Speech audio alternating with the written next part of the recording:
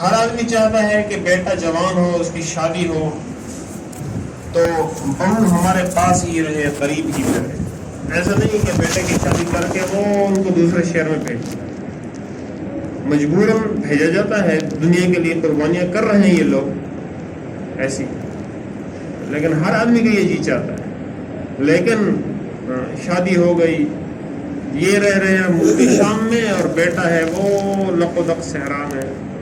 ابا جان جاتے ہیں اور اترنے کا حکم نہیں، کھڑے کھڑے حال حوال لے کر آ جاؤ. تو قربانیاں کرتے کرتے کرتے کرتے کرتے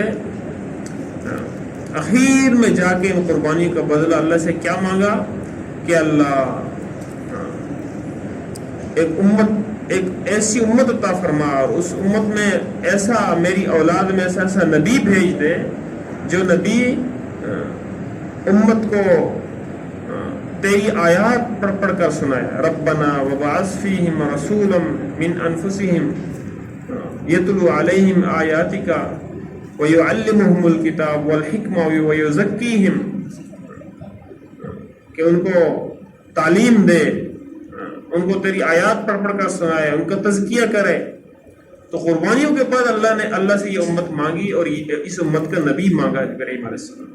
پھر حضرت ابراہیم علیہ السلام کی اولاد میں سے اللہ نے امام الانبیاء، خاتم الانبیاء محمد مصطفیٰ صلی اللہ علیہ وسلم کو بھیجا. یہ حضرت ابراہیم علیہ السلام کی قربانیوں کا نتیجہ ہے یہ امت اور یہ نبی. پھر وہ جو نبی آئے تو وہ اپنے باپ حضرت ابراہیم علیہ السلام جیسی ایک گھر کی قربانی نہیں دی، سینکڑوں گھروں کی قربانیاں دلائی، سینکڑوں گھروں کی قربانی. مال کے اعتبار سے رسول پاک صلی اللہ علیہ وسلم بڑے مالدار تھے. جب خدیجہ سے شادی ہو گئی، آپ کی 40 سال عمر ہے حضرت خدیجہ کی، اور آپ کی 25 سال عمر ہے. تو شادی کے سے پہلے تو بے شک بکریاں بھی چرائیں، مزدوریاں بھی کی، لیکن شادی کے بعد آپ صلی اللہ علیہ وسلم بڑے مالدار بن گئے کہ حضرت خدیجہ کا سارا مال وہ حضور کے پاس آ گیا. اور مکے میں سب سے بڑی مالدار تھی حضرت خدیجہ رضی اللہ عنہ، بڑا مال تھا. حضرت ابوبکر صدیق رضی اللہ تعالیٰ بڑے مالدار آدمی تھے. حضرت عمر رضی اللہ تعالیٰ بڑے مالدار تھے کہ جب عیاش، اور یہ ابو جہل کا بھائی تھا، اور ایک اور تھے غالباً حضرت حارث بن ہشام، نہیں یہ نہیں تھے، کوئی اور تھے، اور حضرت عمر رضی اللہ تعالیٰ، یہ تینوں اسلام لانے کے لیے مدینہ منورہ آ رہے تھے ہجرت کر کے. تو پیچھے ابو جہل پہنچا، ایک اور اس کا بھائی بھی پہنچا، اور حضرت عیاش کہنے لگے کہ اماں جان جو ہے، ان تینوں کی ماں ایک تھی، اماں جان جو ہے اس نے یہ قسم کھائی ہوئی ہے کہ میں دھوپ پر بیٹھی رہوں گی، سائے پر نہیں بیٹھوں گی، اور کبھی کنگھی نہیں کروں گی جب تک میں اپنے بیٹے عیاش کو نہ دیکھوں، اس لیے تم ہمارے ساتھ چلو. حضرت عمر رضی اللہ عنہ نے اس کو بہت سمجھایا کہ بھائی واپس نہ جاؤ، جب اس کو دھوپ ستائے گی، گرمی ستائے گی تو خوب ہی سائے میں بیٹھ جائے گی، اور جب بال بکھر جائیں گے اور جوئیں پڑ جائیں گی سر میں تو خود ہی کنگھی کرے گی. تو واپس نہ کر، نہیں اماں کے پاس جانا. تو اس پر عمر نے فرمایا، اور یہ بھی کہا عیاش نے کہ میں واپس جاتا ہوں کیونکہ بہت سارا میرا مال مکے میں رہ گیا ہے. تو اس پر عمر رضی اللہ عنہ نے فرمایا کہ آپ کو پتہ ہے کہ میں اس وقت سب سے بڑا مالدار ہوں، میرے پاس بہت مال ہے، اس لیے میرا آدھا مال تمہارا ہو، اور یہ میری، اور اگر تمہیں جانا ہی ہے تو یہ میری تیز رفتار اونٹنی ہے، اس پر تم سوار ہو جاؤ، اور کوئی خطرہ دیکھو تو فوراً اس کو بھگا کر واپس. تو جب جا رہے تھے تب ابو جہل کہنے لگا کہ دیکھو میرے بھیا عیاش، آپ اتنی تیز رفتار اونٹنی پر اکیلے سوار ہو، اور ہم اس کمزور اونٹنی پر 2 بندے سوار ہیں، تو تم اس پر سوار ہو جاؤ، ہم اس پہ سوار ہو جاتے ہیں. تو جب سوار ہونے لگے تو اچانک انہوں نے پکڑ لیا اور رسیوں سے باندھ دیا. تو خیر، اب اس قصے سے کیا پتہ چلتا ہے کہ عمر رضی اللہ عنہ مالدار تھے، فرما رہے ہیں میں بہت بڑا مالدار ہوں، میرا آدھا مال تمہارا ہو گیا، تم واپس نہ جاؤ، تمہیں یہ پھنسا لیتے، تمہیں پھانسنے کے لیے آئے ہیں یہ لوگ. تو حضرت عمر رضی اللہ بھی مالدار تھے، حضور بھی مالدار، حضرت بکر صدیق بھی مالدار. ابو بکر صدیق رضی اللہ تعالیٰ عنہ مکے والوں کے سفیر بن کر مختلف بادشاہوں کے پاس جاتے تھے اسلام سے پہلے، اور چیف جسٹس تھے، قاضی القضات تھے، مسجد حرام میں بیٹھ کے لوگوں کے فیصلے چکایا کرتے تھے، لیکن اپنا سارا مال قربان کر دیا مدینے میں آ کے لوگوں کی زندگی بنانے کے لیے، قربانیاں دی مال کی۔ یہ نہیں کہ بس آپ مکے میں اتنے 13 سال قربانیاں دیں، بہت قربانیاں دے چکے، اب تو مزے اڑاؤ، نہیں، ساری زندگی قربانیوں میں گزر گئی۔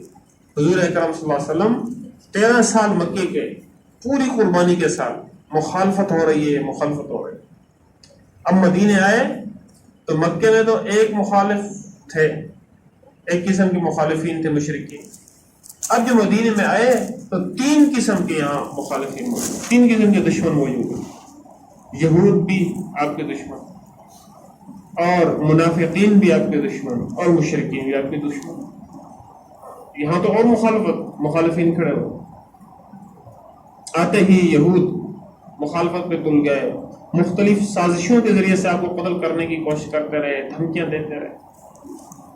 جب یہ یہود ختم ہوئے، ان کو نکالا گیا، بعضوں کو بنو قریظہ کے نوجوانوں کو قتل کیا گیا، تو پھر منافقین آپ کی مخالفت پہ تل گئے۔ عبداللہ بن ابی بن سلول جو منافقوں کا سردار تھا، راستے میں کھڑا ہو گیا، حضور پاک صلی اللہ علیہ وسلم جا رہے ہیں حضرت سعد بن عبادہ کی عیادت کے لیے، بیمار پرسی کے لیے، اور راستے میں عبداللہ بن ابی بن سلول کھڑا ہے اور آپ گزر رہے ہیں، اسی محلے سے گزر رہے ہیں، عبداللہ بن ابی بن سلول کے محلے سے، کیونکہ سعد بن عبادہ بھی اسی محلے کے تھے۔ تو عبداللہ بن ابی بن سلول جو ہے کپڑے سے منہ ڈھانپنے لگا، ناک چھپانے لگا، اور کہنے لگا آپ صلی اللہ علیہ وسلم کو کہ یہاں سے نہ گزرا کرو، ہماری گلیوں سے، یہاں غبار اڑاتے ہو، مٹی اڑاتے ہو۔ حضور کو کیا کتنی کسی عزت دار آدمی کو ایسی بات کہو تو کتنی تکلیف، اور امام الانبیاء سے بڑی عزت والی ذات کائنات میں کون سی ہو؟ حضور کو کتنی ٹھیس پہنچی ہوگی ایسی باتوں سے۔ صرف اتنی نہیں، حضور کے گھر والوں پر تہمتیں لگائی ہیں، تہمتیں لگائی ہیں برائی کی، کتنی تکلیفیں پہنچائی، اور پھر مال کے اعتبار سے کیسی قربانیاں کہ حضور اکرم صلی اللہ علیہ وسلم نکلے ہوئے دوپہر کے وقت، ادھر سے ابو بکر نکلے ہوئے ہیں، ادھر سے عمر نکلے ہوئے ہیں، کہ کیسے نکلنا ہوگی، بھوک نے ستایا ہے، بے چین ہو کے نکلے، اتنے بڑے بڑے مالدار، اور سب کچھ قربان کیا دین کے خاطر، سب کچھ قربان۔ حضرت اکرمہ رضی اللہ تعالیٰ عنہ، اکرمہ بن ابو جہل بڑے سردار ہیں، ابو جہل کے بیٹے ہیں، تو ساری زندگی اسلام کے دشمن، اسلام کی مخالفت میں لگے، ساری زندگی۔ فتح مکہ کے موقع پہ یمن کی طرف بھاگ گئے، ان کی بیوی جو ہے بڑی محبت کرنے والی تھی ان سے، تو ان کی بیوی ان کے پیچھے پہنچی، اور یمن کی طرف جو سمندر ہے، اس سمندر سے اس کو واپس لے، سفارش کر کے حضور صلی اللہ علیہ وسلم کی امان کا وہ کر کے کہ آپ صلی اللہ علیہ وسلم نے امان دی آپ کو، امان دی، آپ چلو، واپس چلو۔ تو اکرمہ رضی اللہ تعالیٰ حاضر خدمت ہوئے کہ رسول اللہ آپ نے مجھے یہ امان دی ہے کہ جی دی ہے، اچھا اب میں کیا کروں، کیا کہوں، میں کیا چاہتے ہیں آپ، میں کیا کہوں؟ کہ آپ اب مسلم کہو کہ میں مسلمان ہوں۔ اس پہ تیار ہو گئے تھے کہ وہ مسلمان ہو گئے، اور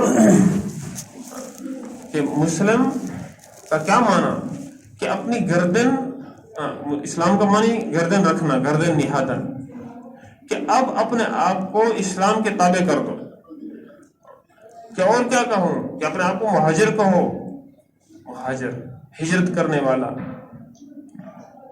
کہ وہ ہجرت جو مدینے سے مکے تھی وہ تو بند ہو گئی فتح مکہ کے بعد، لیکن ہجرت کہتے ہیں چھوڑنے کو، کہ ہجرت من المعاصی الی الاطاعہ، کہ گناہوں سے ہجرت کر کے اطاعت اور فرمانبرداری کی طرف آ جاؤ، یہ ہجرت تو قیامت تک کے لیے موجود ہے، کہ اپنے آپ کو مہاجر کہو کہ میں ہجرت کرنے والا ہوں، گناہوں سے ہجرت کر لی میں نے اور اطاعت کی طرف آ گیا، یہ مہاجر ہے، یہ مہاجر ہے کہ یہ ہجرت موجود ہے، سب کے لیے ہجرت موجود ہے، ہاں، کہ گناہوں سے ہجرت کریں اور اطاعت کی طرف، کہ میں مہاجر ہوں۔ اور کیا کہوں یا رسول اللہ، کہ اپنے آپ کو مجاہد کہو کہ میں مجاہد ہوں، اللہ کے دین کے لیے سب کچھ قربان کرنے والا ہوں، کہ مہاجر بن گئے، مجاہد بن گئے۔ اور پھر ایک وقت آتا ہے حضرت عمر رضی اللہ عنہ کے زمانے میں، حضرت اکرمہ رضی اللہ تعالیٰ عنہ 80 گھروں کو، اپنے خاندان کے 80 گھرانوں کو لے کر نکلتے ہیں جہاد کے لیے، سب منتیں کر رہے ہیں، آگے آ رہے ہیں، حضرت خالد ابن ولید منت کر رہے ہیں، گھوڑے کی لگام پکڑ رہے ہیں، کہہ رہے اکرمہ تم مت نکلو، تمہارے نکلنے سے سارے مکے والوں پر تمہارا نکلنا بڑا شاق ہے، تمہارا نکلنا بہت شاق ہے مکے والوں، کیونکہ مکے میں کوئی بڑا سردار ہی نہیں رہا تمہارے علاوہ۔ تو کیا فرمایا، ایک گھوڑے کو ایڑ لگائی اور جناب جو ہے نکل گئے اور شہید ہو گئے، اور سارے ان کے خاندان کے لوگ جو ہے شہید ہوئے، سب 80 گھرانے جو نکلے تھے سب شہید ہو گئے، صرف ایک لڑکی اور ایک لڑکا ان کے خاندان کا، ابو جہل کے خاندان کا، وہ زندہ بچے اور واپس مدینے آئے۔ حضرت عمر رضی اللہ تعالیٰ تو حضرت عمر رضی اللہ تعالیٰ عنہ نے فرمایا کہ بھئی ان کا آپس میں نکاح کر دو، ان کا آپس میں نکاح کر دو تاکہ ان کے خاندان کی کوئی نشانی تو باقی رہے۔ تو حضرت اکرمہ رضی اللہ تعالیٰ کیا فرما رہے ہیں کہ اے خالد، ہم جب اسلام کے خلاف دشمن تھے اسلام کے اور اسلام کے خلاف نکلتے تھے تو اس وقت تو تم نے مجھے نہیں روکا تھا، اب روک رہے ہو۔ ان کے چچا حضرت حارث رضی اللہ تعالیٰ عنہ ابو جہل کے بھائی تھے، اکرمہ کے چچا تھے، سردار تھے بڑے، حکیم بن حزام بڑے سردار تھے۔ تو ایک دفعہ حضرت عمر رضی اللہ تعالیٰ کی خدمت میں آئے اور حضرت عمر کے گھر کے سامنے جو میدان تھا وہاں بیٹھ گئے، اجازت لے رہے تھے اندر آنے کی۔ حضرت عمر رضی اللہ عنہ فرمایا بھی ٹھہر جاؤ، بیٹھے رہو، میں بھی مصروف ہوں۔ حضرت عمر رضی اللہ عنہ کسی کام میں مصروف ہے۔ اسی دوران میں کچھ فقراء آئے، حضرت بلال، حضرت ابو ہریرہ، عبداللہ بن مسعود، یہ آئے اور انہوں نے آ کر اجازت مانگی، حضرت صہیب رضی اللہ تعالیٰ انہوں نے آ کر اجازت مانگی تو فوراً ان کو اجازت دی گئی اندر آنے کی، فوراً اندر چلے آئے۔ تو حارث بن ہشام کہنے لگا یہ تو ہمارے ساتھ بڑی زیادتی ہو رہی ہے، ہم اتنے بڑے بڑے سردار ہمیں بٹھائے ہوا انتظار میں اور ان فقیروں کو اندر بلایا جا رہا ہے۔ تو اندر بغاوت کی رگ پھڑکنے لگی کہ یہ کیا ہو گیا۔ تو حکیم بن حزام رضی اللہ تعالیٰ بڑے سمجھدار سردار تھے، کہنے لگے کہ ارے حارث، کہ تمہیں پتہ ہے کہ رسول پاک صلی اللہ علیہ وسلم نے جو دعوت دی تھی وہ ان کو اور ہم کو اکٹھی دعوت دی تھی کہ یہ لوگ حضور صلی اللہ علیہ وسلم کے ساتھ ہو گئے اور حضور صلی اللہ علیہ وسلم کے ساتھ محنتیں کرتے رہے اور محنتیں کرتے کرتے کرتے یہ بہت آگے بڑھ گئے، بہت آگے بڑھ گئے۔ ہم کم از کم ان کا مقابلہ تو کر لینا، دنیا میں تو نہیں کر سکے تو آخرت میں ان کے برابر تو ہو جائے۔ ایک موقع پر ایسے ہی ہوا کہ بڑے بڑے سردار آگے بیٹھے ہوئے ہیں اور فقہاء صحابہ آنے لگے، حضرت عمر رضی اللہ عنہ کو آگے جگہ دینے لگے، خصوصاً غزوہ بدر میں شریک ہونے والے اصحاب بدر کی حضرت عمر رضی اللہ عنہ بہت قدر کرتے تھے۔ اصحاب بدر کو آگے بٹھانے لگے اور سرداروں کو پیچھے کرنے لگے، آ جاؤ بھائی تم آگے آ جاؤ، آپ پیچھے ہو جاؤ، آ جاؤ بھی آگے آ جاؤ، آپ پیچھے ہو جاؤ۔ ہوتے ہوتے ہوتے ہوتے وہ بڑے بڑے سردار جوتوں کی جگہ چلے گئے۔ ایک دفعہ مکہ مکرمہ بھی ایسے ہی ہوا کہ یہ بڑے بڑے جو سردار تھے یہ حضور صلی اللہ علیہ وسلم کے پاس آئے کفار کہ ہم آپ کے پاس آتے ہیں، یہ گھٹیا قوم کے لوگ آپ کے پاس بیٹھے ہوتے ہیں، تو آپ جو ہے ہمارے لیے الگ وقت مقرر کرو۔ دستاویز تیار ہو گئی کہ ٹھیک ہے آپ الگ وقت میں آیا کریں، اس وقت میں اور کوئی نہیں آئے گا، بڑے بڑے سردار آپ بیٹھے ہوئے ہیں۔ اسی طرح عبداللہ بن ام مکتوم رضی اللہ تعالیٰ نابینا صحابی تھے، وہ تشریف لائے، اور جو ہی آئے تو آپ صلی اللہ علیہ وسلم کو ناگواری ہوئی کہ بڑے بڑے سردار بیٹھے ہوئے میرے پاس، یہ نابینا آ گئے۔ تو اس پر یہ آیت اتری، عبس وتولی ان جاءہ الاعمی وما یدریک لعلہ یزکا او یذکر فتنفعہ الذکریٰ۔ یہ آیات نازل ہوئی کہ آپ کے چہرے پہ تیوری آ رہی ہے، تیوری چڑھ رہی ہے، اور آپ کو گرانی ہو رہی ہے ان کے آنے سے، کیا خبر تمہیں، کیا خبر کہ وہ کتنی شوق اور طلب لے کر آئے ہیں اور یہ تو مستغنی بن کے آئے ہیں۔ تو پھر حضور پاک صلی اللہ علیہ وسلم وہ دستاویز پھاڑ دی اور حضور نے فرمایا کہ یہ میرے نزدیک تمام دنیا کے سرداروں سے یہ فقراء بہتر ہیں۔ اسی طرح مدینے کے اندر بھی ایسے ہی ہوا ایک مرتبہ۔ تو اب جو ہے نا عمر پیچھے دھکیلنے لگے، پیچھے کرنے لگے ان کو، اور جوتوں کی جگہ چلے گئے۔ تو اس پر پھر حارث بن ہشام جو تھا سردار تھا، اکرمہ رضی اللہ عنہ کے چچا تھے، تو پھر ناراضگی کا اظہار کرنے لگے۔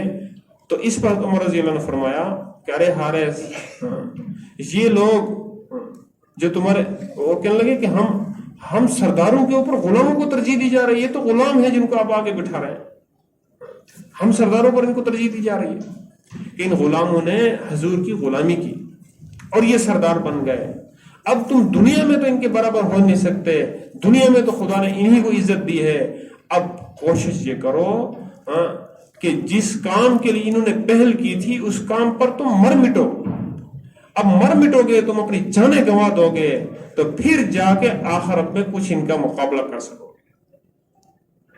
جس کام کے لیے، جس محنت کے لیے ان غلاموں نے پہل کی تھی، ان غلاموں نے پہل کی تھی، اس کام کے لیے تم مر مٹو گے، اپنی جانیں گنوا دو گے، تو پھر جا کر آخرت میں ان کا مقابلہ کر سکو گے۔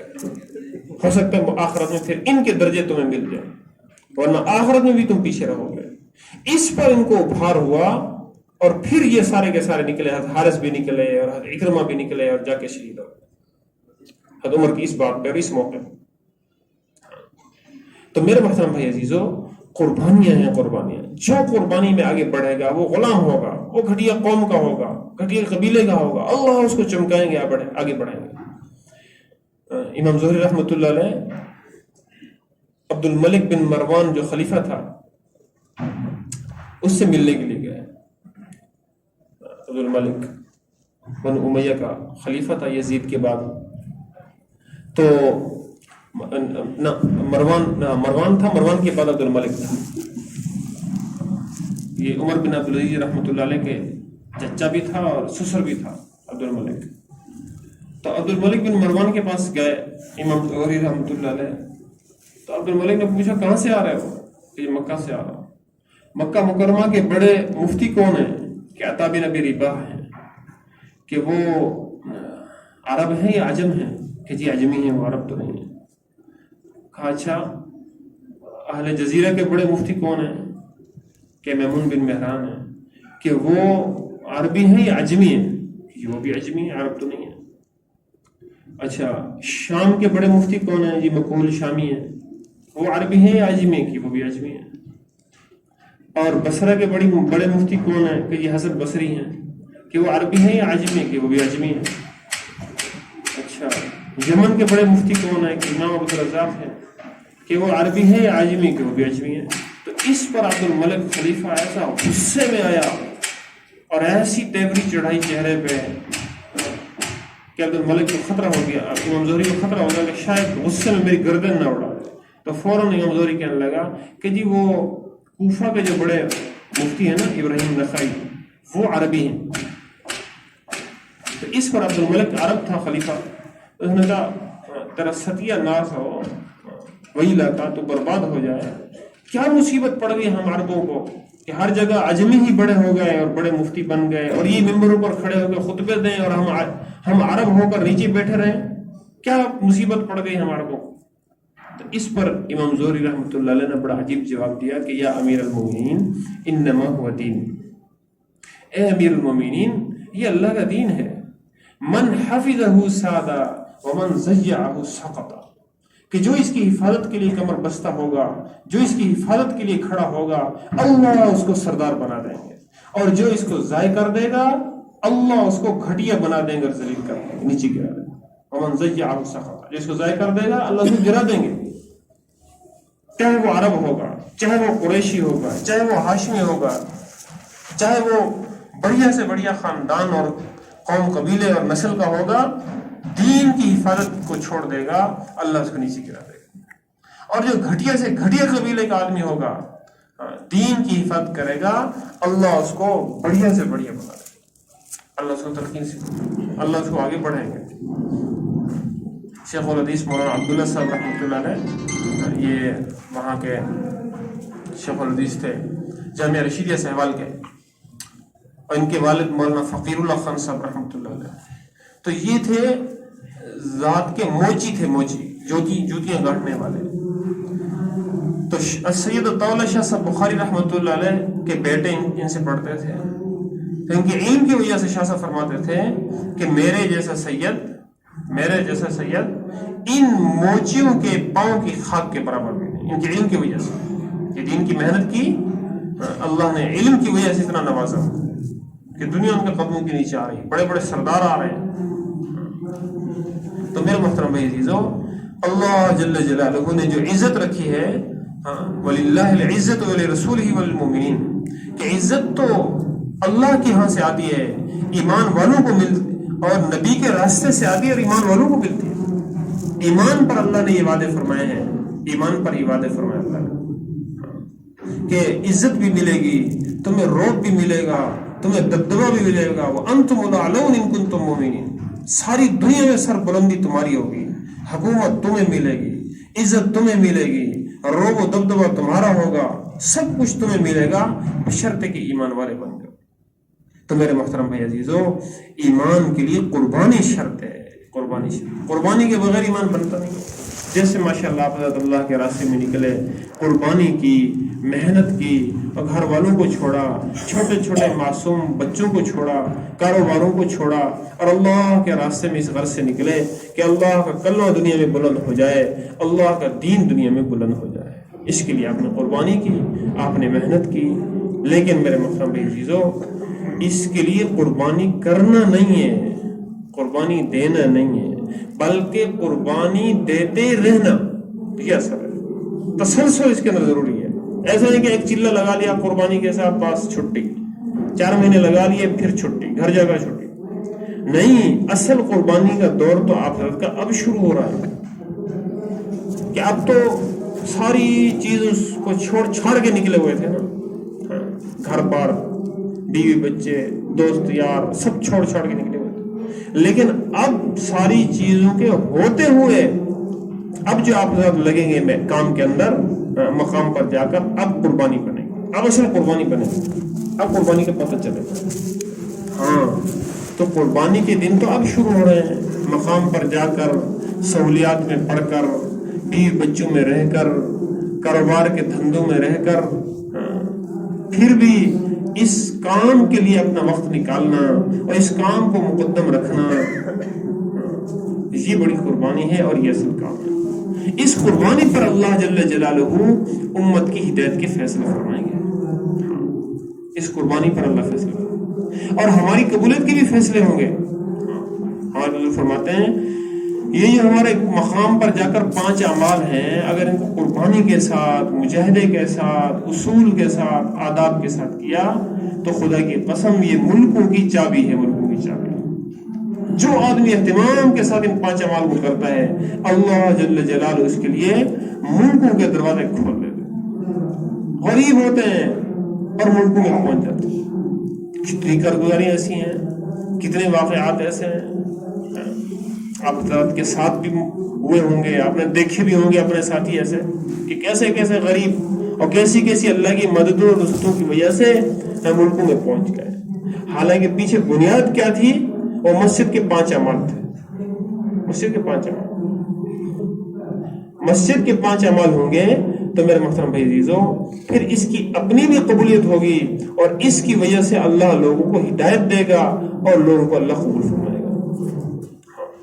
کیونکہ 5 اعمال مقام پر کرنا کوئی آسان کام نہیں ہے، بشرط ہے کہ اہتمام کے ساتھ کیے جائیں اور بلا ناغہ کیے. ایسا نہیں کہ چلو فارغ بیٹھے ہیں گشت کر لیا 2.5 گھنٹے کر دیے لگا دیے، فارغ نہیں ہے تو پھر نہیں لگائے. گشت والے دن فارغ ہے تو گشت کر لیا، کوئی کام پڑ گیا تو گشت کی چھٹی نہیں، بلکہ ہم نے تو اس کو نہیں دیکھنا، ہم نے تو اس کام کے تقاضوں کو مقدم کرنا ہے. کام کے تقاضوں، کام کو آگے رکھنا ہے، اپنے سارے تقاضوں کو پیچھے رکھنا ہے، کام کو سامنے رکھ کر چلیں گے. ہمارے یہاں ایک شورا کے بزرگ ہیں بھائی عابد مشتاق صاحب، تو وہ جب نوجوان تھے تو 4 مہینے لگا کے آئے ہیں. تو والد صاحب نے ان کو دکان بنا کے دی. تو وہ جو ہے جب کوئی تقاضا آتا، اس کام کا تقاضا آتا تو دکان بند کر کے تالا لگا کے اس تقاضے پہ چلے جاتے. تو والد صاحب بڑے غصے ہوتے تھے. تو انہوں نے عرض کیا کہ میں تو 4 مہینے لگا کے آیا ہوں، حاجی صاحب سے یہ عہد کر کے آئے ہیں کہ اس کام کے تقاضوں کو مقدم رکھیں گے. حاجی صاحب نے یہ فرمایا تھا کہ کام کو دکان کے تابع نہیں بنانا، بلکہ دکان کو کام کے تابع بنانا ہے. تو میری دکان میرے کام کے تابع، میں کام کو آگے رکھوں گا، جب وقت ملے گا دکان بھی چلاؤں گا. تو حاجی صاحب ایک دفعہ فرما رہے تھے ایک مقیم سے، رسم خان کے ہمارے وہاں مقیم ہیں بھائی عصمت اللہ صاحب. حاجی صاحب نے فرمایا کہ مجمع ہماری بات لے نہیں رہا، بڑے اداس اور پریشان بیٹھے تھے ایسے. تو بھائی عصمت اللہ صاحب نے کہا حاجی صاحب ایسی بات نہیں ہے، مجمع آپ کی بات لے رہا ہے، یہ دیکھو اس طرح کا واقعہ ہے، یہ عابد مشتاق کا واقعہ سنایا انہوں نے حاجی صاحب کو. حاجی صاحب نے کہا اچھا ایسی بات ہے کہ ایسے نوجوان بھی ہیں کہ جو دکان کو کام کے تابع بنائے ہوا ہے. جی حاجی صاحب ایسے لوگ بھی موجود ہیں، ایسے جوان بھی موجود ہیں، اور 1-2 نہیں 20 واقعات، 100 واقعات ایسے ہیں. تو اس کام سے یہ ہمارے بزرگ یہ چاہ رہے ہیں کہ ہم میں سے ہر آدمی ایسا بن جائے، ہر آدمی اپنے کام کو، اپنی ضروریات، اپنے کاروبار کو، اپنی دکان کو اس کام کے تابع بنا دیں، اس کام کے تابع بنا دیں. کہ ہم تو ہیں اسی کام والے، ہم تو دعوت والے ہیں، ہم تاجر، دکاندار، ملازم، کھیتی باڑی والے، کاشتکار نہیں ہیں. ہم تو حضور صلی اللہ علیہ وسلم کی امتی اور حضور صلی اللہ علیہ وسلم کے کام والے ہیں. تو میرے محترم بھائی عزیزو اس کام کو اپنا کام سمجھ کے، اپنی ذمہ داری سمجھ کے، اپنی سعادت سمجھ کر، رسمی طور پر نہیں کہ چلو گشت کر لیں، ایک عادت بن گئی، عادت نہیں، ذمہ داری سمجھ کر کہ یہ میرا کام ہے، اللہ نے میرے ذمہ لگایا ہے. حضور اکرم صلی اللہ علیہ وسلم کی ختم نبوت کی برکت سے اللہ نے یہ کام ہمارے سپرد کیا ہے، یہ ہماری ذمہ داری ہے، یہ ہماری ذمہ داری ہے. قل هذه سبیلی ادعو الی اللہ، اس کے اندر یہی فرمایا کہ میرے محبوب آپ بتاؤ یہ میرا وظیفہ ہے، یہ میرا کام ہے لوگوں کو اللہ کی طرف بلانا. میرا بھی یہ کام ہے اور میرے اتباع کرنے والے جتنے بھی میرے امتی ہیں ان سب کو یہ کام ہے. اور اللہ پاک اتباع کا حکم دے رہے ہیں کہ میرے محبوب انہیں کہو فتبعونی، کہ میری اتباع کرو. اور اللہ خود حکم دیتے فتبعوہ، کہ میرے محبوب کی اتباع کرو، یہ اللہ کا حکم ہے. تو اب رسول پاک صلی اللہ علیہ وسلم کو کیا حکم ہوتا ہے؟ وَأَنذِرْ عَشِيرَتَكَ الْأَقْرَبِينَ، کہ اپنے قریبی رشتہ داروں کی فکر کیجئے، ان کو جہنم کے عذاب سے ڈرائیے، ان کو جنت کی خوشخبریاں سنائیے.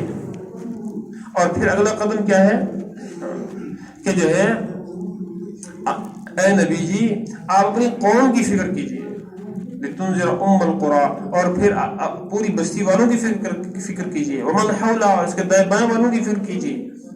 اور پھر آپ کو کیا حکم ہوا؟ کافۃ للناس، کہ ساری دنیا کے انسانوں کے لیے آپ نبی بنا کر بھیجے گئے ہیں، ساری دنیا کی آپ فکر کیجیے، ساری دنیا کے انسانوں قیامت تک آنے والوں کی فکر کیجیے. یہ تو نبی کو حکم ہو گیا. اور امت کو کیا حکم ملا ہے؟ واتبعوہ، میرے محبوب کی اتباع کرو۔ اب ہم آپ صلی اللہ علیہ وسلم کی اتباع کریں گے، مقصد میں بھی اتباع کریں گے اور طریقے میں بھی اتباع کریں گے۔ اللہ کا حکم ہے، طریقے میں بھی اتباع کریں گے، یعنی آپ کی عبادات، معاشرات، معیشت، اخلاقیات، معاملات، وضع قطع، یہ تو ہو گیا آپ کا طریقہ، اس میں بھی ہم اتباع کریں گے۔ اور آپ صلی اللہ علیہ وسلم کے مقصد میں بھی ہم اتباع کریں گے۔ آپ کا مقصد کیا تھا؟ ساری انسانیت کو ہدایت پر لانے کی فکر کرنا، محنت کرنا، اور اس کے لیے دردمند ہونا، اور اس کے لیے بے چین ہونا۔ اس کے لیے کان متواصل الاحزان دائم الفکرہ، کہ آپ صلی اللہ علیہ وسلم مسلسل ایک غم کے اندر، ایک گہری فکر کے اندر ہوتے تھے آپ صلی اللہ علیہ وسلم۔ تو یہ غم اور فکر یہ حضور کی اتباع میں ہمیں بھی کرنی ہے۔ ہم یہ نہیں کہ صرف ہم جو ہے نا آپ صلی اللہ علیہ وسلم کی اتباع کریں گے طریقے میں، مقصد میں اتباع نہیں کریں گے۔ ایسا نہیں ہے کہ امام صاحب 4 رکعتیں پڑھائے اور ہم امام کی اتباع میں 2 رکعت پڑھ لیں تو نماز ہو جائے گی؟ بھائی نہیں ہوگی، ہمیں امام کے ساتھ 4 ہی رکعتیں پڑھنی ہے۔ تو ایسا نہیں ہے کہ آپ صلی اللہ علیہ وسلم کو ہم نے اپنا امام مانا ہے، اپنا نبی مانا ہے، تو ہم طریقے میں تو ان کی اتباع کریں گے اور مقصد میں اتباع نہیں کریں گے، ایسا نہیں، بلکہ طریقے میں بھی اتباع کریں گے اور مقصد میں بھی اتباع کریں گے کہ آپ صلی اللہ علیہ وسلم کا مقصد ساری انسانیت کو ہدایت پر لانا، ساری انسانیت کے لیے کڑھنا، بے چین ہونا، دردمند ہونا، فکر مند ہونا، اپنے آپ کو کھپانا، اپنے آپ کو رلانا۔ اس لیے آپ صلی اللہ علیہ وسلم کی جب نبوت ملی تو اما جان سے کیا فرما رہے ہیں خدیجہ سے کہ خدیجہ لا راحت بعد اليوم، آج کے بعد کوئی راحت کا دن نہیں میرے لیے، بس اب قربانی کے دن شروع ہو گئے، اب کمر کس لیا، لا راحت بعد اليوم، آج کے بعد راحت کے دن ختم، آرام کے دن ختم۔ لیکن جب آپ کا انتقال ہو رہا ہے، فوت ہو رہے ہیں، تو کیا فرما رہے ہیں؟ لا قربۃ بعد اليوم، آج کے بعد کوئی غم نہیں، کوئی پریشانی نہیں، کوئی فکر نہیں، آج کے بعد غم کے دن ختم، پریشانیوں کے دن ختم، قربانیوں کے دن ختم، اب راحت ہی راحت ہے مرنے کے بعد۔ تو یہ ہر دائی کے لیے سبق ہے کہ ہر دائی یہاں اپنی راحت کو قربان کرے گا، اپنے آرام کو قربان کرے گا، اپنی منمانیوں کو، اپنی منچاہیوں کو، اپنی دل ربائیوں کو قربان کرے گا۔ یہاں تو قربانی ہی قربانی، مجاہدہ ہی مجاہدہ، لا راحت بعد اليوم، کہ آج اس زمانے کے اندر، اس دنیا کے اندر کوئی راحت نہیں دائی کے لیے۔ دائی کے لیے تو ہمیشہ کڑنا ہے، ہمیشہ بے چین ہونا ہے، نیندوں کو قربان کرنا ہے، کھانے پینے کو آگے پیچھے کرنا ہے۔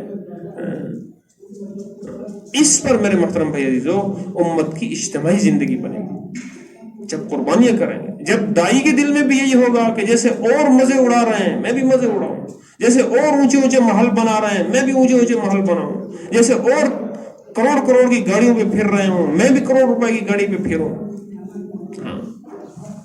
اور آج دھوکہ کیا لگ جاتا ہے کہ دیکھو میں نے قربانیاں کی نا، ہاں قربانیوں پر اللہ دے اتنا انعام دے رہے ہیں مجھے، یہ دیکھو میں نے 50 لاکھ کی گاڑی لی ہے تبلیغ کی برکت سے، ہاں یہ میں نے دیکھو 1.5 کروڑ کا بنگلہ بنایا ہے تبلیغ کی برکت سے۔ تو صحابہ نے تبلیغ نہیں کی تھی، وہ تو آخر تک جو ہے نا جھوپڑیوں میں رہتے رہے، آخر تک ان کے پاس وہی مریل اونٹنیاں تھیں، چیتھڑوں والی تلواریں تھیں، چیتھڑے لپیٹے ہوئے تھے، نیام بھی نہیں تھے، انہوں نے قربانی نہیں کی تھی۔ تو میرے محترم بھائی عزیزو یہ زمانہ دائی کے لیے آرام اور راحت کا زمانہ ہے ہی نہیں، دنیا کا زمانہ دائی کے لیے۔ اپنے بڑوں کو دیکھیں، ابھی ہمارے سامنے کے بزرگ ہیں، ہمارے حاجی عبدالوہاب صاحب رحمۃ اللہ علیہ، مولانا یوسف رحمۃ اللہ علیہ، مولانا انعام صاحب رحمۃ اللہ علیہ، اپنے ان سے پیچھے کے گزشتہ صدی کے جتنے بزرگ گزرے ہمارے، کیسی قربانیاں کی، کیسی قربانیاں کی، تو دین کے لیے قربانیاں کی، کچھ نہ ہوتے ہوئے قربانیاں کی۔ اب ہم آہستہ آہستہ یہ ذہن بھی بنتا جا رہا ہے کہ پیسہ ہوگا تو کوئی سفر کریں گے، اپنا کاروبار کریں گے تو پھر امریکہ میں بھی جا سکیں گے، بین ملکوں میں بھی جا سکیں گے، پیسے کی بنیاد۔ ہم تبلیغ والوں کو بھی یہی ذہن بن، حالانکہ ساری دنیا میں ہم یہی آواز لگا رہے ہیں کہ مال سے نہیں ہوتا، پیسے سے نہیں ہوتا، ملک سے نہیں ہوتا، اور خود ہی ادھر سے یہ ذہنیت بنتی جا رہی ہے کہ نہیں کاروبار اچھا ہوگا، پیسہ اپنا ذاتی پیسہ ہوگا، اپنا مال ہوگا تو پھر باہر ملکوں میں دور سے دور جائیں گے، پھر دین کی محنت زیادہ کر سکے. ہمارے بزرگوں کے پاس کیا تھا؟ کھانے کو کچھ نہیں تھا. چلو صحابہ کرام کی زندگی تو پوری ہمارے سامنے، ان کے پاس کچھ بھی نہیں تھا، رہنے کے مکان نہیں تھے، پہننے کے کپڑے نہیں تھے، جھونپڑیوں میں رہ رہے ہیں، ساری دنیا میں اللہ کے دین کو زندہ کیا. حضرت مولانا حسین مدنی رحمۃ اللہ علیہ، شیخ ولید محمود الحسن رحمۃ اللہ علیہ، اکابر علماء کو دیکھیں کہ اس وقت کی سب سے بڑی سپر پاور برطانیہ، اس کو جوتے مار مار کر ہندوستان سے نکالا کہ نہیں نکالا؟ کچھ نہ ہوتے ہوئے، کھانے کو کچھ نہیں ہوتا تھا، فقر و فاقے پڑ رہے ہیں حضرات کو، لیکن ان کی قربانی اور محنت کی برکت سے اللہ نے اتنی بڑی حکومت بر صغیر سے توڑی ہے، ان کی قربانی سے. حضرت مدنی رحمۃ اللہ علیہ دیوبند سے کاندھلا جاتے تھے تو کرایہ نہیں ہوتا تھا. حضرت مولانا قاسم نانوتوی رحمۃ اللہ علیہ، جن کی قربانیوں کی برکت سے سارے مدارس ہیں، اور یہ تبلیغ کی برکت بھی انہیں کی برکت ہے. حضرت نانوتوی حضرت گنگوہی کی کہ مولانا الیاس صاحب رحمۃ اللہ علیہ کو سارا فیض حضرت گنگوہی سے ملا ہے، ان کی فیض کی برکت سے اللہ نے حضرت مولانا الیاس صاحب کو مولانا الیاس بنایا. لیکن وہ حضرات کے پاس پہننے کے کپڑے نہیں ہوتے تھے، کھانے کو کچھ ملتا نہیں تھا ان کو. اپنے ریمنڈ کے حضرات کو دیکھ لیں، مولانا جمشید صاحب رحمۃ اللہ علیہ، حاجی عبدالوہاب صاحب رحمۃ اللہ علیہ، کیا تھا ان کے پاس؟ ان سب حضرات کو بواسیر کی بیماری، خونی بواسیر تھی. حاجی عبدالوہاب صاحب کو، مولانا جمشید صاحب کو، مولانا نظر الرحمان صاحب کو، حاجی مشتاق صاحب، یہ چاروں پرانے بزرگ ہیں، چاروں کو بواسیر کی بیماری. کیوں بیماری ہے؟ اساتذہ سے پوچھا، وہاں کے بورڈوں سے پوچھا تو انہوں نے فرمایا کہ بھائی یہ حضرات 15-20 سال تک سوکھے ٹکڑے پانی میں بھگو کے سرخ مرچیں اور نمک ڈال کے کھاتے تھے. سرخ مرچیں کھا کے سالہ ہوتا ہی نہیں تھا. کئی دن کے سوکھے ٹکڑے بچے ہوئے پانی میں بھگوئے، سرخ مرچیں ڈالی، نمک ڈالا اور وہ کھا لی. اور یہ نہیں ہے کہ شروع سے ایسے کوئی فقیر تھے. وہ حاجی عبدالوہاب صاحب تو راجپوت تھے، بڑے مالدار گھرانے کے تھے، لاٹ کے گھرانے کے آدمی تھے، لیکن دین کی قدر قربانیاں.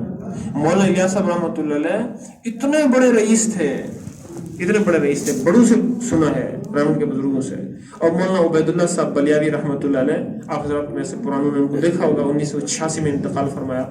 تو ان کا یہاں ریمنڈ کے پرانوں کی جوڑ میں 1986 کا جو جوڑ ہے تو وہ لکھا ہوا بیان موجود ہے، اس میں انہوں نے یہ بات فرمائی کہ مولانا الیاس صاحب رحمۃ اللہ علیہ کے سینکڑوں گھر کرائے پر دلی شہر کے اندر موجود، اتنے بڑے مالدار اور اتنے بڑے بڑے ان کی زمینیں اور پلاٹ تھے، اور بہت اللہ نے مالدار بنایا، لیکن سب کچھ لگا دیا، حتیٰ کہ گھر میں فاقہ آیا.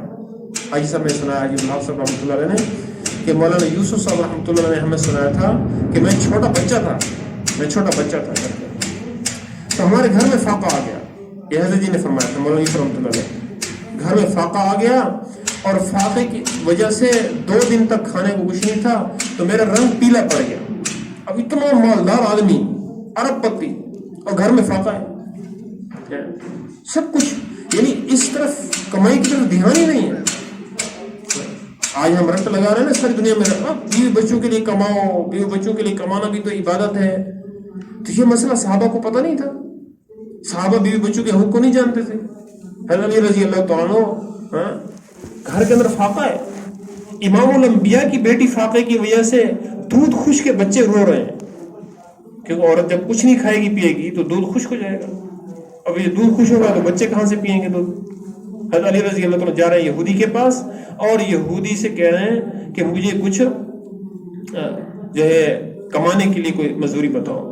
یہودی نے کہا یہ دیکھو میرا باغ ہے، یہ کنواں ہے، یہ ڈول لو، رسی لو اور ڈول بھر بھر کر میرے باغ کو پانی پلاؤ، 1 ڈول کے بدلے میں 1 دانہ کھجور کا ملے گا.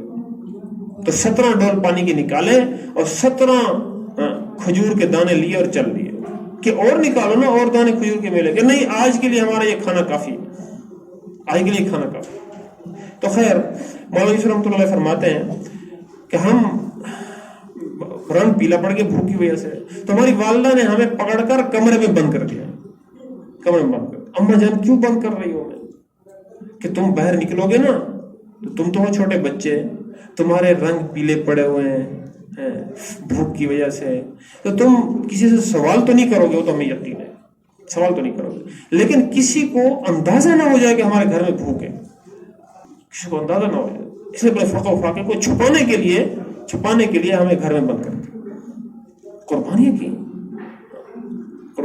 مجاہدے کیے، کھانے کو کچھ نہیں، پینے کو کچھ نہیں۔ ہمارے جو ریمنڈ مرکز ہے اسی بنیاد پہ بنا ہے۔ ہمارے یہاں بزرگ ہیں امیر صاحب، انہوں نے سنایا کہ 1960 کے لگے ہوئے ہیں، یہ ہمارے جو امیر صاحب ہیں حضرت جی مولانا یوسف صاحب رحمۃ اللہ علیہ کے ساتھیوں میں سے، ان کے زمانے کے ہیں، تو سنا رہے تھے کہ 1967-68 کی بات ہے، میں وہاں ریلوے اسٹیشن پہ کھڑا تھا، تو مولانا یوسف صاحب رحمۃ اللہ علیہ ریلوے پٹڑی کے ساتھ ساتھ جنوب کی طرف جہاں منڈی ہے، ریمنڈ اڈا ہے، منڈی ہے، تو وہاں اس زمانے میں دکان ہوتی تھی اور درمیان میں اور کوئی دکان نہیں ہوتی تھی، تو مولانا یوسف صاحب جماعتوں کے لیے کچھ مرکز کے لیے کھانے پینے کا پیاز ٹماٹر یہ چیزیں جو بھی ضرورت کی سبزی وغیرہ لینے کے لیے جا رہے تھے، تو اس زمانے میں شاپر نہیں ہوتے ہوں گے، تو مولانا یوسف صاحب نے اپنی چادر میں سے وہ سودے اٹھائے ہوئے تھے اور واپس آ رہے تھے، تو ننگے پاؤں پٹڑی کے ساتھ ساتھ گئے ہیں اور ننگے پاؤں واپس آئے ہیں، پہننے کے جوتے نہیں تھے۔ اب پٹڑی کے ساتھ چلنا، کنکریاں ہوتی ہیں، مولانا شیخ صاحب رحمۃ اللہ علیہ اللہ ان کی قبر کو نور سے بھر دے، ننگے پاؤں جا رہے ہیں، قربانیاں کی، مجاہدے کیے۔ ہم افریقہ کے ایک ملک میں گئے، دور دراز ایک علاقے میں گئے گشت پہ، جنگل بیابان، تو اب بھی وہاں فقر و فاقہ اور بھوک اور اسباب کی قلت کی وجہ سے لوگ جھونپڑوں میں گزارا کرتے ہیں، جھونپڑوں میں رہتے ہیں، اور پیاس پانی کا دور دراز میلوں تک نام و نشان نہیں۔ بکریاں اور اونٹ اور بیل ہم نے اپنی آنکھوں سے مرے ہوئے دیکھے پیاس کی وجہ سے، ایسی پیاس کے بکریوں کے کئی بکریاں مری پڑی ہوتی تھی، گائے مری پڑی ہوتی تھی پیاس کی وجہ سے۔ تو وہاں ایک جھونپڑی کے اندر گئے، گھر میں کسی نے بلایا، ایک معذور بوڑھا آدمی تھا، تو جب اس نے بلایا تو پہنچتے ہی سب سے پہلے پوچھا کہ مولانا کیف حال شیخ جمشید کا کیا حال ہے، مولانا جمشید صاحب کیا حال ہے؟ ہم نے بتایا کہ وہ تو فوت ہو گئے۔ تو وہ جنگلوں میں بیٹھا ہوا آدمی رونے لگا، خوب رویا، پھر بتایا کہ 1970-71 میں چلہ لگانے کے لیے گیا تھا پاکستان، تو اس وقت مولانا جمشید صاحب کو میں نے دیکھا تھا، تو ایک کھدر کا کرتا انہوں نے جو ہے نا وہ پہنا ہوا تھا اور اس کو اتارا ہوا تھا، ایک ہی ان کے پاس کرتا تھا، نیچے لنگی باندھ رکھی تھی اور وہ کرتا پھٹا ہوا تھا، مولانا اپنے ہاتھ سے اس کو سلائی کر رہے تھے، اور یہاں پر انہوں نے جو ہے نا وہ درخت کے کانٹوں سے، بٹن نہیں تھے، درخت کے کانٹوں سے یہ اپنی گریبان کو جوڑ رکھا تھا، درخت کے کانٹوں سے، اور اس طرح فقر و فاقے کی زندگی گزاری۔ تو قربانیاں کی، اس قربانیوں پر اللہ یہ بہار لے کر آئے ہم کمزوروں کے لیے۔ اگرچہ ہمارے بس میں اتنی قربانیاں اور یہ مجاہدے ہمارے بس کی بات نہیں ہے، ہم تو تصور بھی نہیں کر سکتے نظر کی قربانی۔ ایک دفعہ بھائی صاحب اساتذہ سے فرمانے لگے رہے میں کہ تم لوگ، اساتذہ نے ہمیں سنایا کہ ہم جب پڑھتے تھے، مولانا خورشید صاحب وغیرہ فرما رہے تھے، اس وقت بھائی صاحب نے فرمایا تمہیں کیا ہو گیا، تم کہتے چھٹی چھٹی چھٹی چھٹی۔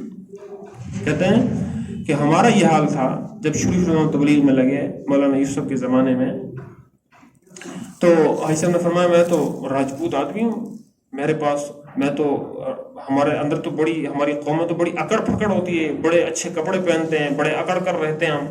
ایسے فرماتے ہیں کالج کے زمانے میں میرا بھی یہی حال تھا، روزانہ نئے نئے جوڑے پہننا اور جناب خوب بن سنور کے رہنا، لیکن جب اس کام میں لگے تو کہاں گئے وہ جوڑے اور کہاں گئے وہ کپڑے اور کہاں گئے وہ ٹھاٹ پاٹ، ساری ختم ہو گئی، سب کچھ قربان کیا۔ اور اتنے مہمان آتے تھے، میری گھر والی ساری ان کی خدمت کرتی تھی، ان کے برتن دھوتی، ان کے لیے آٹا گوندتی، ان کی روٹیاں پکاتی، حضرت جی مولانا یوسف کے زمانے میں۔ پھر کہنے لگے کہ جو بھی مال آتا سب اللہ کے دین پہ لگا دیتے، خرچ کر دیتے اس کام کے تقاضوں پہ۔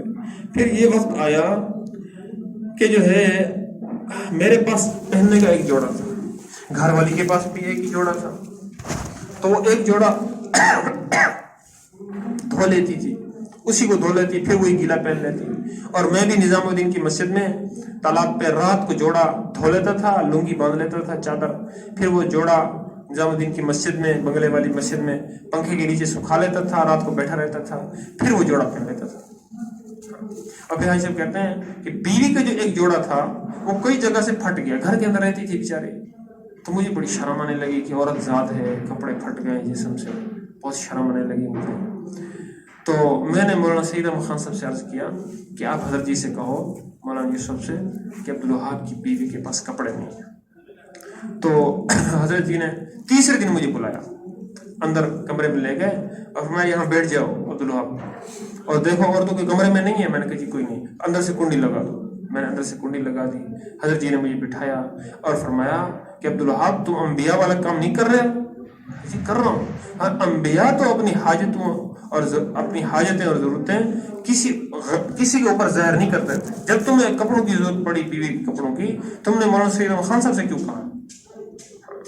توبہ کرو، اللہ سے توبہ کرو. ایسا کہتے میں خوب رویا اور سامنے تالاب پہ جا کے وضو کیا اور اللہ سے یہ عہد کیا کہ آج کے بعد کوئی ضرورت اپنی اللہ کے غیر کے سامنے ظاہر نہیں کرے. اب اندازہ لگاؤ، یہ قربانی ہم تصور کر سکتے ہیں اپنے لیے؟ سوچ سکتے ہیں؟ سوچ بھی نہیں سکتے ایسی ایسی قربانیاں. تو بہرحال میرے محترم بھائی عزیزو، اب ہمارے لیے قربانی یہ نہیں ہے کہ ہمارے پاس کپڑے نہیں ہیں، ہمارے پاس ٹوپیاں نہیں ہیں، ہمارے پاس خرچہ نہیں ہے. یہ عذر اب رہے ہی نہیں ہے. اب اللہ نے مال کی فراوانی کر دی، چیزوں کی فراوانی کر دی، سہولیات ہیں، کھانے پینے ہیں، سب کچھ اللہ کا شکر ہے.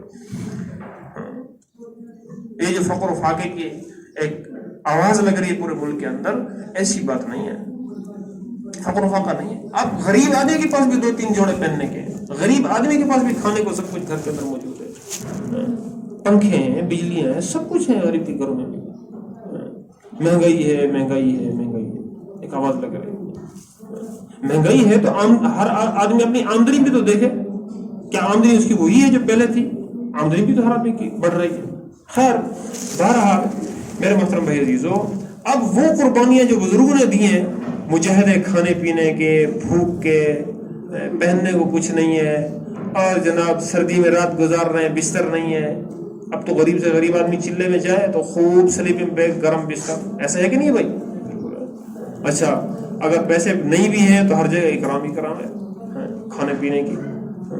اور ہر جماعت کے اندر کوئی نہ کوئی ضرور ایسا آدمی ہوتا ہے جو ایسے مواقع تلاش کر رہا ہوتا ہے کہ جماعت کے اندر کوئی ایسا غریب ہو جس کا میں تعاون کروں.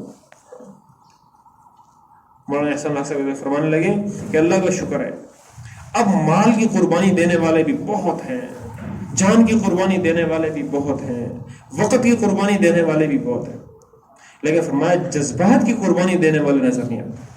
تو اب قربانی جو ہمارے لیے ہے وہی جذبات کی قربانی.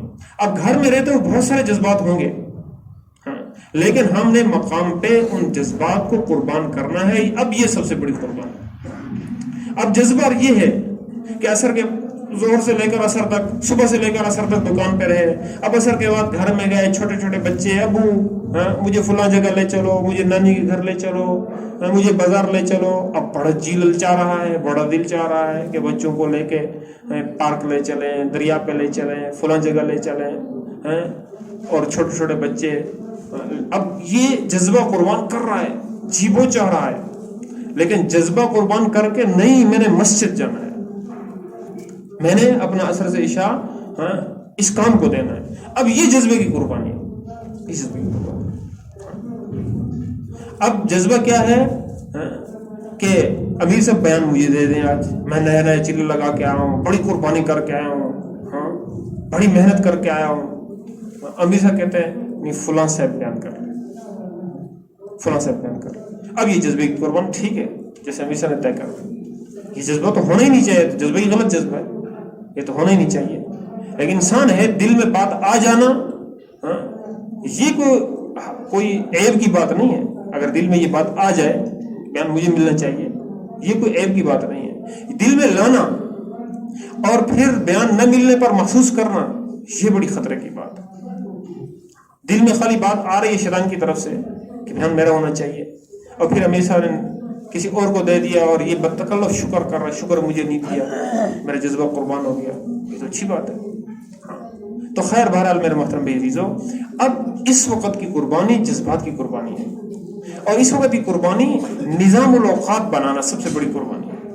اپنے نظام الاوقات بنائیں گے مقام پہ جا کے کہ اس وقت میں نے یہ کرنا ہے، بس اس وقت میں یہ کرنا ہے، اس وقت میں یہ کرنا ہے، اس وقت میں یہ کرنا ہے.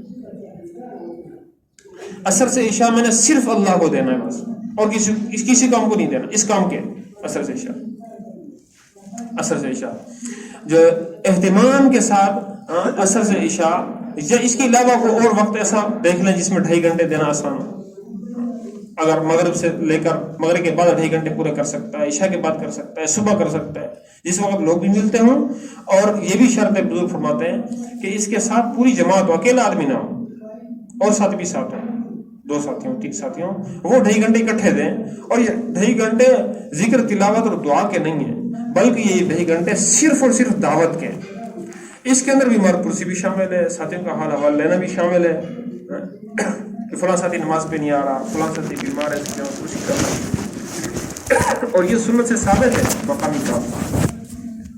ہمارے اکابر بزرگوں نے یہ جتنی بھی ترتیب بنائی ہے 5 اعمال کی، 2.5 گھنٹے ہیں اور چلہ ہے اور سیروزہ ہے، یہ ایسے نہیں کہ بس بیٹھ کر بزرگوں نے ایک ترتیب بنا دی، بلکہ قرآن و حدیث کو اور سنت کو سامنے رکھ کر. مولانا سید احمد خان صاحب رحمۃ اللہ علیہ اور مولانا عبید اللہ بلیاوی رحمۃ اللہ علیہ، یہ مولانا سید احمد خان صاحب کو تو بعد میں اللہ نے علم دیا، لیکن مولانا عبید اللہ بلیاوی شروع سے غضب کے ذہین تھے، ایسے ذہین تھے کہ جب دارالعلوم دیوبند سے فارغ ہوئے تو مولانا حسین مدنی صاحب نے ان کا ہاتھ پکڑا اور مولانا الیاس صاحب کے حوالے کیا اور کہا کہ حضرت آپ اس بچے کو سنبھالو، ہمیں خطرہ ہے کہ اپنی ذہانت کی وجہ سے یہ دنیا کو کوئی نئے گل نہ کھلائے. مطلب یہ ہے کہ دنیا میں کوئی فتنہ اور فساد نہ پھیلائے اپنی ذہانت کی وجہ سے، کیونکہ ذہین آدمی، کسی عالم نے عجیب بات فرمائی کہ جتنا ذہین لوگوں نے دین کو نقصان پہنچایا ہے اتنا کسی اور نے نہیں پہنچایا. اپنے ذہانت کے بل بوتے پہ دین کے خلاف کتابیں لکھی اور امت میں فتنے فساد اور فرقہ واریت پھیلائی ذہانت کی بنیاد پہ. کیونکہ جتنے بھی غلط فرقوں کے جتنے بڑے بڑے ہیں بہت غضب کے ذہین ہوتے تھے، تو مولانا عبید اللہ بلیاوی ایسے ذہین تھے، بہت ذہین تھے، بڑا اللہ نے ذہین کو دیا تھا. ان کی ذہانت کے بڑے عجیب و غریب قصے ہیں. تو خیر ان کو مولانا الیاس صاحب رحمۃ اللہ ان دونوں کے ذمہ لگایا تھا، ان کے اور مولانا سید احمد خان صاحب، یہ دونوں ساتھی تھے، کہ میں جو بھی بات کروں اور جو بھی اصول اس تبلیغ کا لکھوں یا بتاؤں تمہیں، اس کو پہلے قرآن و حدیث سے پرکھو. اگر قرآن و حدیث کے مطابق ہے تو اس کو چلاؤ، ورنہ اس کو رد کر دو.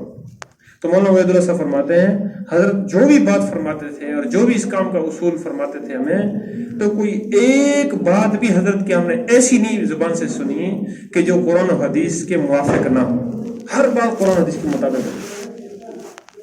تو اب یہ 2.5 گھنٹے اور چلہ اور سیروزہ یہ کہاں سے نکالا؟ ایک صحیح حدیث ہے جس کا مفہوم اس طرح ہے کہ آپ صلی اللہ علیہ وسلم ارشاد فرمایا صحابہ سے کہ تم 100% دین پر چلو گے تو تم کامیاب ہوگے، 100% دین پر چلو گے. اگر 10% بھی تم چھوڑ دو گے تو ہلاک ہو جاؤ گے. اور بعد میں آنے والے اگر 10% بھی کریں گے، دین پر چلیں گے، 10% بھی، 90% چھوڑیں گے، 10% چلیں گے تو تب بھی کامیاب ہوں. تو تشریح کرنے والے علماء نے لکھا کہ اس سے مراد دین نہیں ہے، کیونکہ دین پر تو قیامت تک کے ہر آدمی کے لیے یہ شرط ہے کہ وہ 100% دین پہ چلے گا تو کامیابی ملے گی. ایسا نہیں کہ 10% دین پر چلیں گے تو کامیابی ملے گی، بلکہ تشریح کرنے والے علماء نے یہ لکھا ہے کہ اس سے مراد دین کی محنت ہے، کہ دین کی محنت صحابہ کے لیے جو مطالبہ تھا وہ 100% کا تھا، 100% دین کی محنت کریں، 10% بھی نہیں چھوڑنی. اور ہمارے لیے کیا مطالبہ ہے کہ 10% دین کی محنت کرو، بس زیادہ نہیں.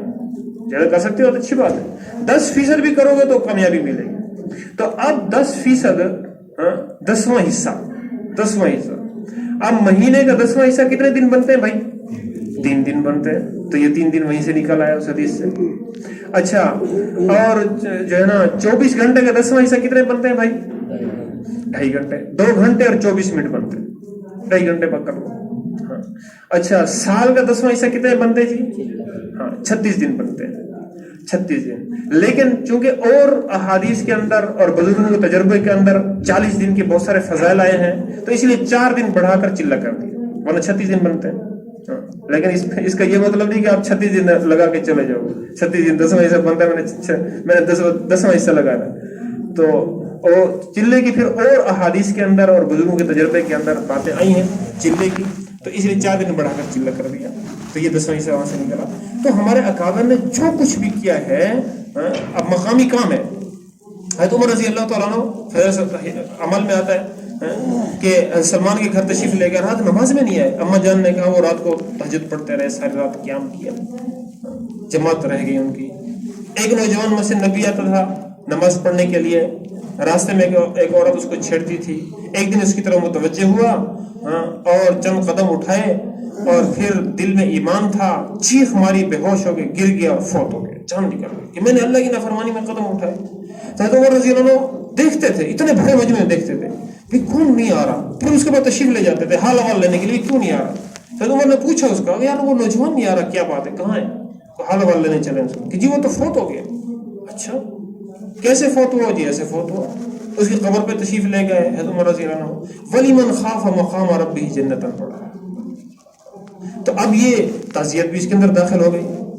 2.5 گھنٹے کے اندر تعزیت بھی ہے, عیادت بھی ہے, بیمار کرسی بھی ہے, اور اسی غرض سے کہ اس میں تبلیغ کا فائدہ ہو کہ ہماری عیادت سے, کسی کے ہاں تعزیت پہ جانے سے لوگ قریب آئیں گے اور وہاں لوگ بیٹھے ہوں گے, ہماری دعوت کی بات وہاں چل جائے گی.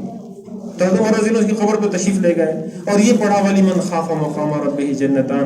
جو اللہ کے سامنے کھڑا ہونے سے ڈر گیا اس کے لیے 2 جنتیں. اس کی قبر سے آواز آئی کہ وہ دونوں جنتیں مجھے مل گئیں, دونوں جنتیں مجھے مل گئیں. حیات الصحابہ میں لکھا ہے. تو میرے محترم بھائی عزیزو, اب ہم نے مقام پہ جا کے 2.5 گھنٹے روزانہ اہتمام کے ساتھ دینے ہیں. اس غرض سے نہیں کہ بزرگوں نے کہا, نہیں, بلکہ یہ میری ذمہ داری ہے, میرا یہ وظیفہ ہے, میرا یہ کام ہے, میں نے قربانی کے ساتھ دینا ہے. اب قربانی کے ساتھ دیں گے تو اس پر میرے بھی اور پوری امت کی ہدایت کے فیصلے ہوں گے. اللہ امت کو ہدایت دیں گے میری اس قربانی کی برکت سے, اللہ امت کو ہدایت دیں گے. اب جو ہے اس کے بعد یہ تو روزانہ کا ہمارا کام ہے 2.5 گھنٹے. شب جمعہ کے علاوہ, شب جمعہ تو اصل شب جمعہ پہ آ جائیں گے, اس کے لیے روزانہ اہتمام کے ساتھ 2.5 گھنٹے. اس کی تو سارے بھی نیت کرتے ہیں نا انشاءاللہ, قربانی کے ساتھ دیں گے نا.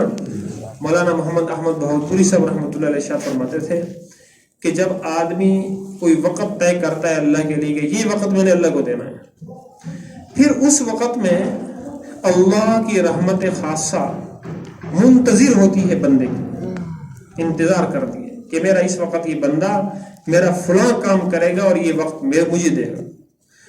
تو اللہ کی رحمت تو ہوتی انتظار میں, اور یہ کہتا ہے کہ یار مجھے فلاں کام پڑ گیا, چلو آج 2.5 گھنٹے نہیں دیتا, فلاں کام کر رہا ہوں. تو بقول مولانا احمد بہاولپوری صاحب کے فرماتے تھے, اللہ میاں فرماتے اچھا مجھے انتظار میں بٹھا کر خود بھاگ گیا, اللہ کی رحمت منتظر ہے اس کی اور یہ بھاگ گیا ہے.